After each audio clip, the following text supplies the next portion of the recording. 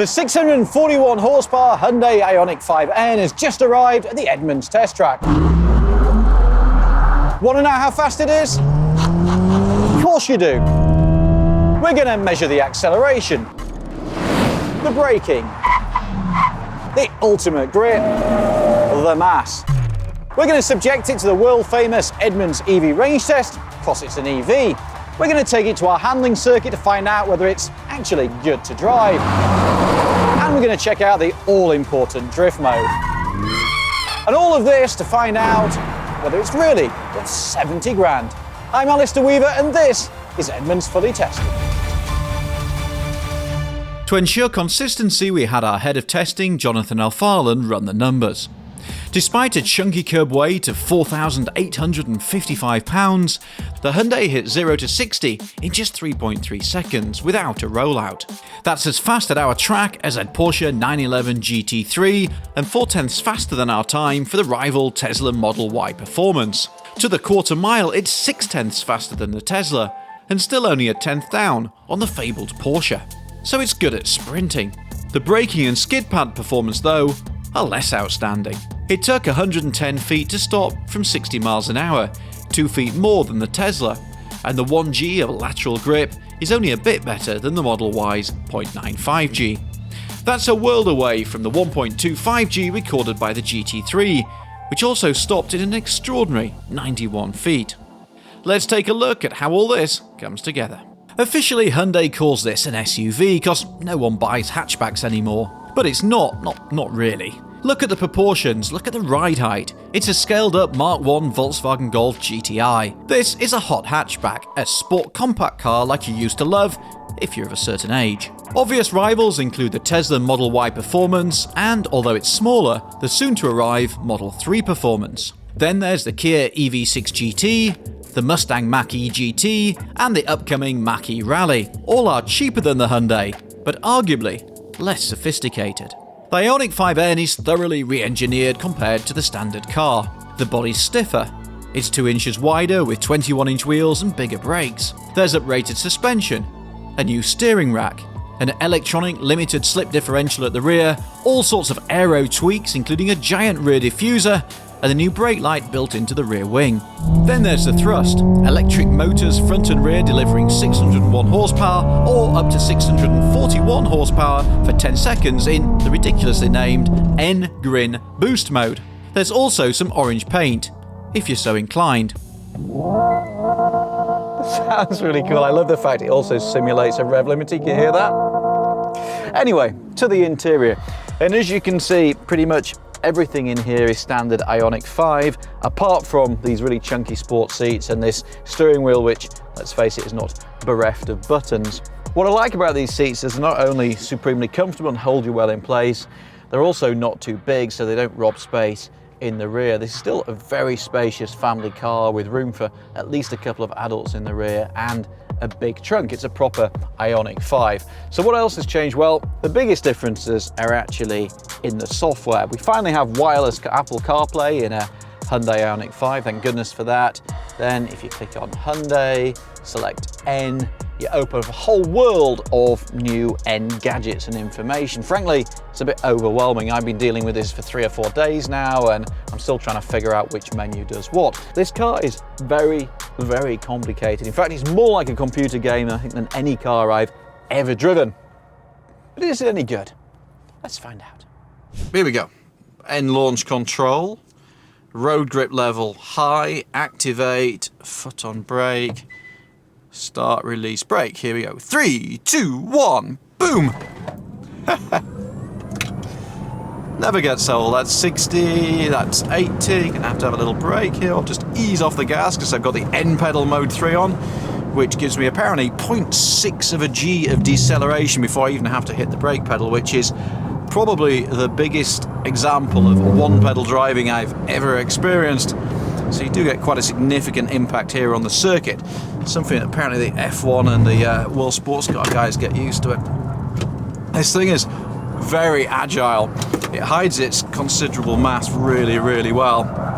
You can see it just wants to push a little bit, take a bit of curb there. The one thing that I don't like too much is the brakes, there's nothing ultimately wrong with their stopping power, as we've seen from the stats, but you've got quite a nice firm pedal initially, but then it's not easy to modulate. So sometimes I find myself having to like have another go at the pedal, and that does kill your confidence a little bit, particularly on a circuit like this, which is quite tight and twiddly. Feel that end pedal kicking in. Turn it in. The steering is pretty direct. It changes direction really, really well, particularly for a vehicle of all this mass, but you don't get a huge amount of feel through the steering. So you get more of a kind of like a sense of what the vehicle's doing. You don't get that kind of intimate feel that you do, say, in a Porsche or something like that. It's only really when you get properly on it that you can start to feel the real mass of this car compared to something like a Honda Civic Type R. You can start to feel it moving around a little bit. You're always conscious that there's a lot of inertia. There's actually a lot of physics. There's a lot going on. You just see lean on the throttle. Honestly, on a circuit, this is probably the most fun EV I've ever driven. I want to demonstrate. We're currently in what is effectively EV mode. If I now can put into N active sound, I'm going to give you a little bit of noise. So we're going to go into ignition, which simulates a 4-port, and then I'm going to select N mode. Very complicated, this car, very complicated. So, okay, let's go into the menu. That would be NE shift, which I hadn't activated, so we'll activate that. I've been driving this car for 3 days and I'm still learning all the time, and sometimes I see menus or dashboards I've never seen before. I'm much good with the PlayStation, I'm much good with this. Okay, so now we are in N mode. I've got all the stability off, and I'm kind of in this sort of fake gas mode. As you can see, you've even got a little pop and fart through the exhaust. And a little bit of squeal from the brakes. Feed the power out of the thing. Take a bit of curb. And if I hit, I can actually hit you probably didn't hear it there, but I can actually hit the rev limiter, and it won't let me upshift. The other thing that's really cute about it is maybe I can demonstrate here, if I go into like 5th gear, it actually lugs. It actually doesn't give me the power that I need. And this is all electronics, this is all effectively fake, but it does a fantastic job of simulating. Isn't that? It's like a lug. It's trying to encourage the engine and then blip it down a couple of gears, go down to 2nd, and suddenly we got all the torque that we need, and away we go. And suddenly it all comes alive again. The other thing that you might notice, I know you can tell on camera, but when you go up a gear or down a gear, it's actually playing around with the engine torque, so it's giving that impression of changing gear. So if I go up, it does a little torque cut, so you feel it in the body. It's amazing how good this is getting. I mean, obviously it's completely fake, but do we really care? I mean, even in a contemporary 911, you've got the exhaust playing tricks so that it's actually piping more sound into the car. Now that's kind of fake. I've got a 1990 911, an old air-cooled car, and I've got an aftermarket exhaust which is designed to make it feel more like an 1980s car. That's also kind of fake. And I'm going to put it into supersonic. Now that's ridiculous. I don't know what that's supposed to sound like, Concorde or an F-18 or something, but it's quite squirrely. That was actually quite a significant turn of opposite law, because you see, it's pretty agile. You can have some fun with that. I remember to concentrate a little bit, not just talk to you guys. I think I'm getting some heat into the tyres. What I would like to see, and maybe this has come with over-the-air updates, it'd be amazing if you could add different sounds as time goes on, maybe like an old Ferrari V12, or maybe like the old BMW V10 Formula 1 engine, the one that spun to like 20,000 RPM. Yeah, okay, back to ignition. The one good thing about ignition is it's actually based on a 4-cylinder motor, so it sort of feels in keeping with this car. I think it's an Elantra N or something, but they haven't tried to make it sound too otherworldly. Ah, what's this? N-Drift Optimizer. If only we had a circuit set up for drifting. So we have the car in, we have all the torque to the rear. This is our low grip, effectively like a little drift circuit. And as you can see, this is an EV that I can properly drift to a pretty extreme extent. Oh, this is fun. That's pretty much on the log stops. Flick it back the other way. Just using, as you would in a gas car, I'm just on and off the accelerator to get the the weight to twist, and then just...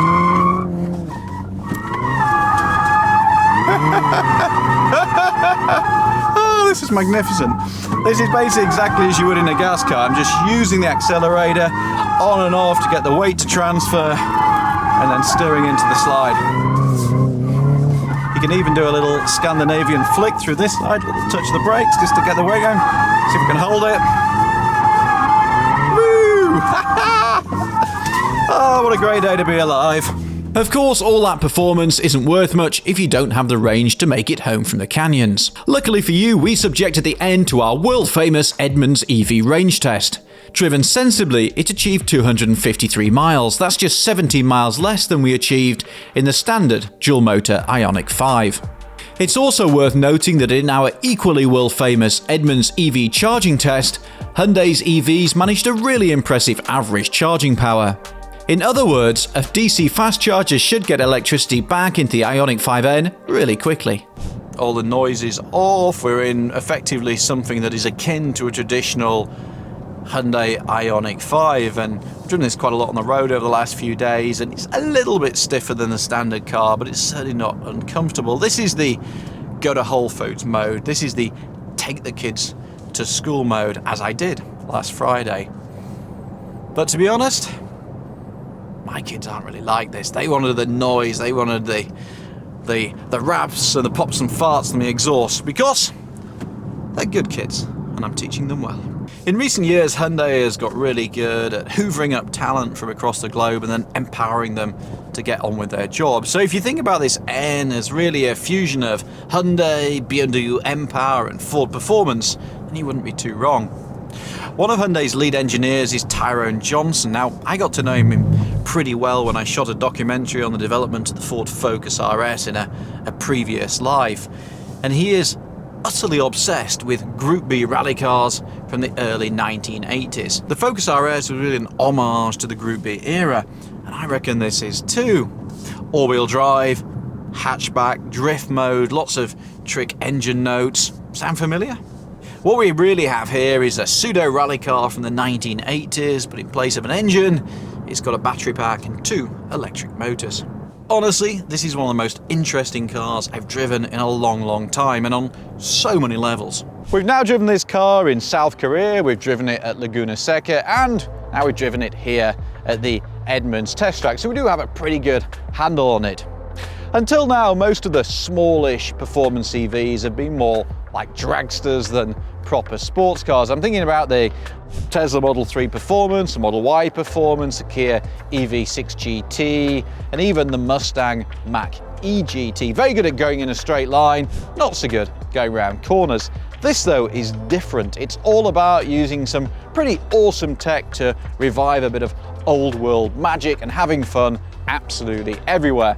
Honestly, this is the most fun I think I've ever had in an EV, and I include in that the Tesla Model S Plaid and more recently the Porsche Taycan Turbo GT Weissach Edition. It's a lot of car and a lot of performance, but it's also a ton of money, and that for me is the real problem. The sport compact car, the hot hatchback class, has always been at its very best when it combines sports car-like performance with extra practicality at a fraction of the cost. That's why Enzo Ferrari bought a couple of Mini Coopers.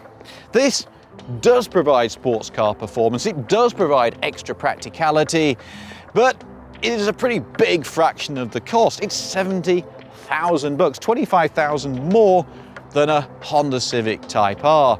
It is fantastic, it is tremendous fun. I just wish it was a bit more accessible to a few more people.